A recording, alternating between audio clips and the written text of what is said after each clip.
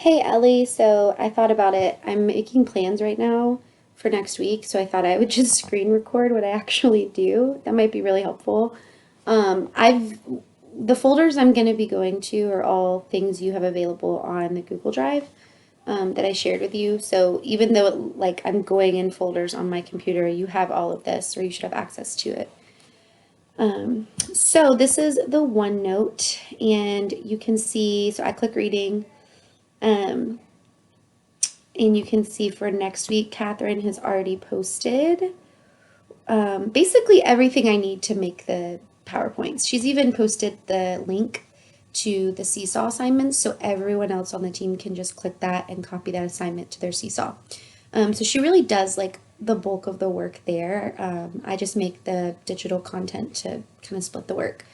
But also keep in mind, like right now, my kids are doing that tornado unit, so I'm not actually using any of these plans for my class. That's the first time I've done that this year, but I really just I wanted to do, something special with them before I went on maternity leave. So I'll be making all of this, but I won't actually use it in my classroom for next week. It'll just be what everyone else uses.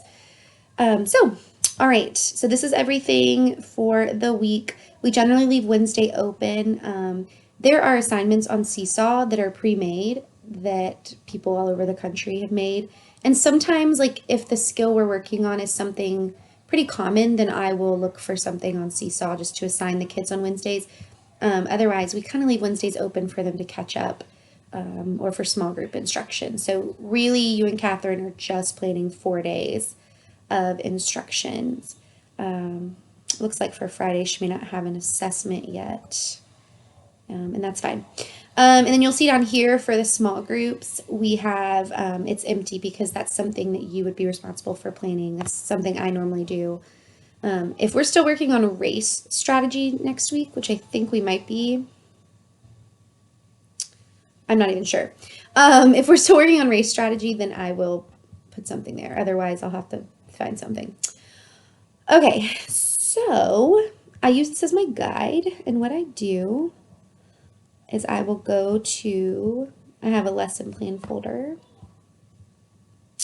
Next week is week 24. That's kind of how I keep things in order.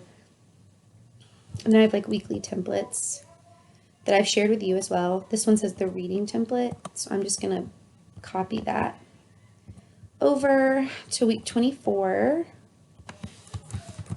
See how like type A I am about stuff. And I'm just gonna retitle this Monday Reading and open it up.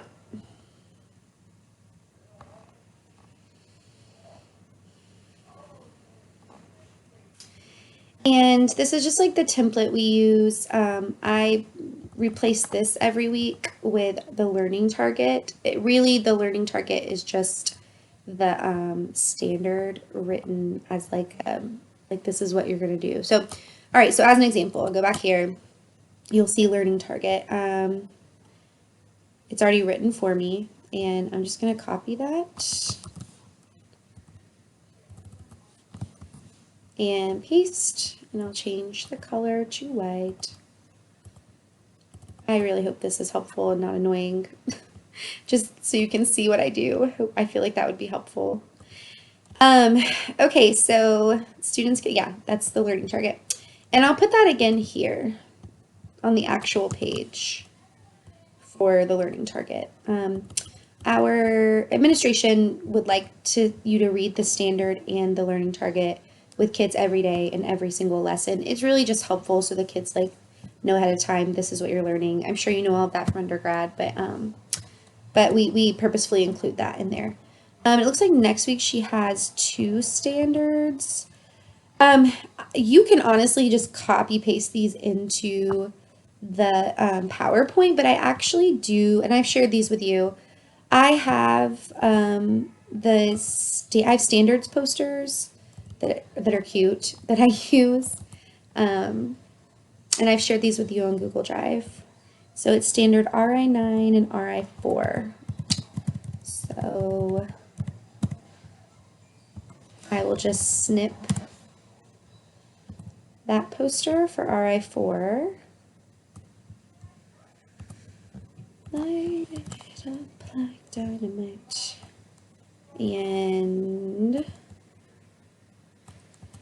then I'll do the same for RA9. It just makes them cute. And Yvonne plans writing, and she uses these little posters too. So, and she uses a template that's kind of similar to ours. So that way they kind of look, the plans kind of look uniform for ELA. There we go. Okay. So I have the standard, I have the intro, the standard, the learning target, and from there, these would be like the lesson slides, like mini lesson, whatever. This would be the task. So I'll show you that in a minute, and then I have a closing slide. If you have to add more for the mini lesson, that's fine. I think I probably am going to have to. Okay, so then I go back and I've taken care of that part, and then it says mentor text, a dangerous dust storm. She should have included that. I'm assuming it's somewhere. I'll find it. So then the mini lesson. Readers this week, we're going to focus on how we can read texts that are written. Anything like that, it's like you would say to the kids. I literally just copy paste that into like the first slide. And that way like the teacher can just read it. I try to keep it simple.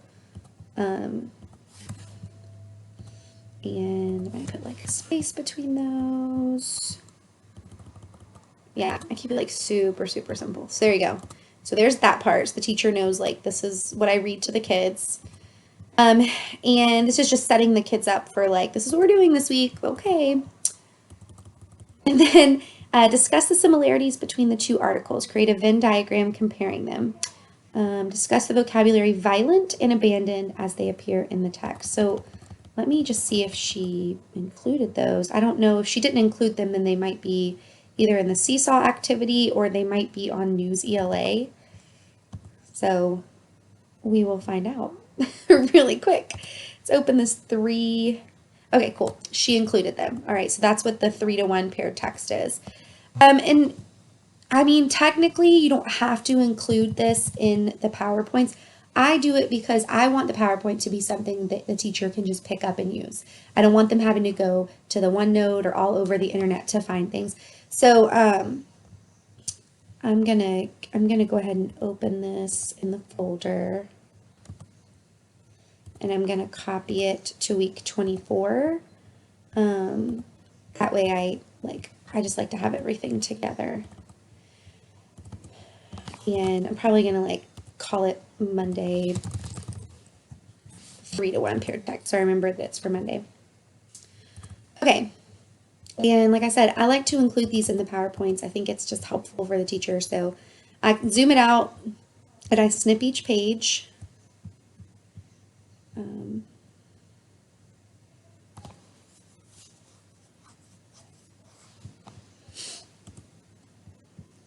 And put it into the PowerPoint. This looks small, but once it's on the smartboard, it's easy to read.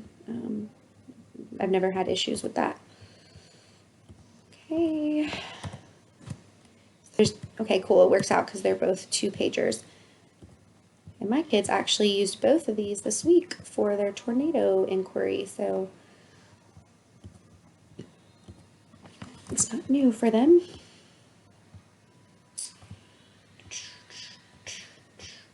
Okay, so there's that one. Probably gonna need another slide. All right, then there's the second article, the tornado drill. Okay.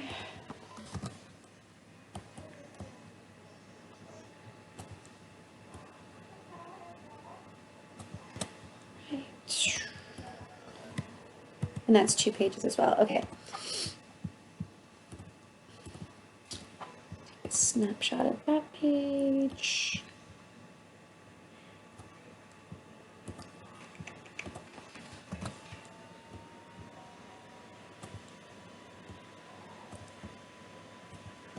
Okay. And I just hit save a billion times because I don't trust my computer. Okay, so what it says is readers, we're going to blah, blah, blah. I've already said that. Discuss similarities between the two articles, create a Venn diagram comparing them. Discuss the vocabulary violent and abandon as they appear in the text. I'm just going to make a note for the teacher, violent and abandoned. I'll make a little note here, and I'll make it in like red. Teacher note, discuss terms violent and abandoned as you come across them in the texts. So just make a little note of that for the teacher.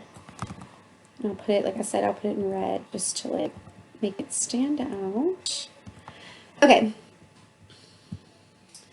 It might be good to include a slide of what a Venn diagram looks like before reading any of this. I know Catherine didn't put that in the plans, but that just like in my brain makes sense to do. So before you read anything, be like, this is a Venn diagram. We're going to use this today after we read these two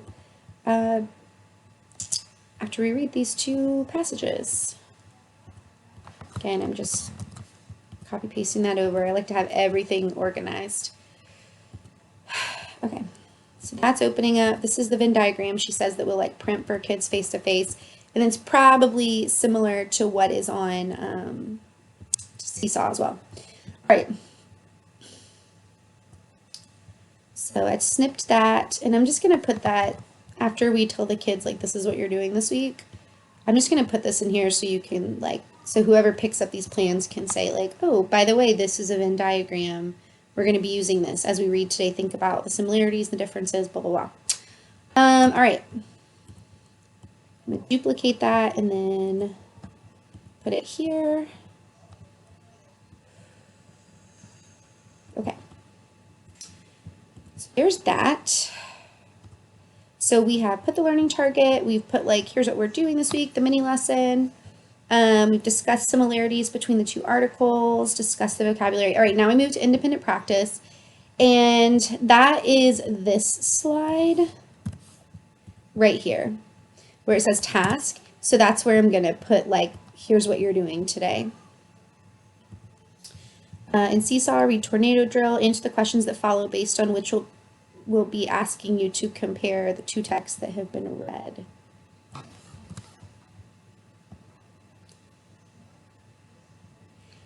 Okay. So I'm just going to paste that. It's pretty self-explanatory. And of course, the biggest thing here is just making sure you actually assign this to the kids in Seesaw. Otherwise, they're going to go to Seesaw and they're going to say, where is it, Miss Reeves? And then for the close, I'm literally just copy pasting this. For the closing, just copy paste it here, center it so it doesn't look crummy. Then I might like make it bigger or whatever. And that's just a reminder to the teacher and the kids that like we're going to share our Venn diagrams, or we're going to share our question or our answers at the end just to like kind of come together. As for the reading choice board, Catherine does not put that in, and I don't really know if she uses it truthfully. But my kids seem to really like it. So I always add it in. I think Stuart's kids use it too. Since it's week 24, I label it reading choice board week 24. This is also like super helpful, or not helpful. This is, I don't know what I'm trying to say. This should be on the drive that I shared with you. Looking for it. There it is. It should be under lesson plan materials. There they are, reading choice boards. Okay. It's 36 menus, which means 36 weeks, and I just go to week 24 because that's the week we're on. It seems to work fine. Oh, almost there. And okay, that video cut short, so as I was saying, under long-term sub stuff, under lesson plan materials, there's the reading choice board. I ended up I downloaded it. That's what I did. And I just found week 24 because that's what I'm planning. And I just zoom it out so I can take a snapshot. Just like this. And you can copy that into the PowerPoint, which I already did before I knew the video cut out. You're also going to want to save. And I also did that too, but just save it because you'll have to print it for your kids who are face-to-face. Okay, so the small group stuff, I was going over that before any of the video cut out. The small group stuff, you're going to leave that blank because everyone's going to fill that in on the team. Once they download this from OneDrive, they're going to fill that in with their own stuff. But after you upload this and you're ready to like make this usable for your classroom, if you're wondering where can you get small group information, I have given that to you here under the assignment checklist. The small groups don't change. They just can't. Like with teaching kids at home and at school, it's just too hard. Like I can't make them fluid. So there's Monday small groups, Tuesday. My Wednesday schedule usually looks something like this. You won't have Charlie's reading group anymore because she is now receiving special ed services there. So anyways, you won't have that anymore. But that's Wednesday's schedule when you're working from home. And then here's Thursdays. And then Friday, I just have like makeup small groups. If there's kids that need to meet with you, usually Fridays is used for reading aloud the test to Charlie and to ESOL students who have those accommodations. So when you're ready to make the slides usable for you, you can literally copy this and you can paste it. That looks horrible.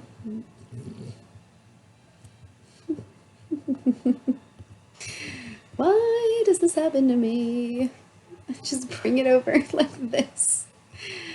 Okay, there you go. That works. And that's when I make it usable for my class. But again, this is the PowerPoint that you're going to post for the whole team, so they'll fill in their junk there. All right, so I just kind of like go back through, make sure I included everything that Catherine wanted included for Monday. And I have the independent practice, the closing, sharing, mini lesson. You're welcome to label these mini lesson slides if you want. I don't. The team hasn't really said they need it. But that should be all of Monday. So I'll hit save on that. It says it's saved. The last thing before I move to Tuesday is you're going to notice that I always upload the reading choice board for week 24. I just go to Seesaw and I make a new activity, create new activity, and I'll just call this week 24 reading choice board. Again, my kids really like this. I think Stuart uses it. I'm not sure about everyone else. And I don't even put directions because at this point kids know what to do.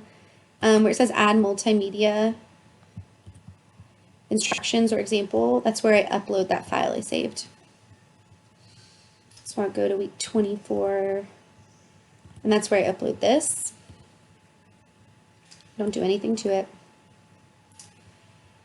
I hit save. And this is where you get the link to share with teachers. You click these three dots. Go to share activity, get teacher link, copy. Cool. And I just will paste that here. And if anybody in the team wants to use it, then the Seesaw activity is ready to go. They don't have to do anything but click it and save the activity for their class. So speaking of that, since I just made that, I will sign this. I sign it to everyone, so even the kids at school have access on Seesaw in case they lose their paper copy. And I will schedule it for Monday next week because that's when they'll start using it. Schedule it for like 7 a.m. or something. And just double check. Yep, I want to do it that day. Cool. That's assigned to my kids. The link is now in for other people. And before I move to Tuesday, I just go ahead, if there's already a link available from Catherine, I make sure I've downloaded everything and saved to my device so I can print for my face-to-face kids. And then I also go ahead and just make sure this is assigned. So I click the link, I hit save activity. It's gonna go to my library and I'm gonna assign to all my kids. Remember, this is Monday's task, so I'm assigning on Monday, March 1st. I'm just going to change the time to sometime in the morning.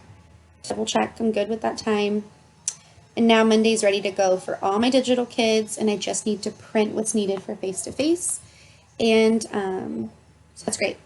All right, so Monday was made, and I am going to put that here under resources. So you'll go to this section right here, and I'm just going to kind of like leave space. Go to insert a file attachment, choose, and I'm going to click that Monday reading, insert. And it might take a minute to load, which is fine. Okay, so now what's needed for Monday is available for all the teachers, and I do that for each day, and I think this has taken about 20 minutes. It'll get faster as I go, but you can expect that to be about 15-20 minutes. It might cut down to 10, but about that long to make a presentation for each day. So you're looking at like an hour of planning a week, which I don't think is that bad. The good thing is that Catherine includes everything. I don't know why. I'm realizing this says writing. It should say reading. I don't know why it says that. I don't know if she like copied over someone else's stuff. I don't know. Okay, so now I'm going to do the same thing for Tuesday, and I won't make you watch that. It looks like this week they're working on RI9, determining the meaning of academic language, domain-specific words, integrate information from two texts on the same topic. I will make a separate video for small group plans because I don't even have the energy for that right now, but that's how you get started with planning.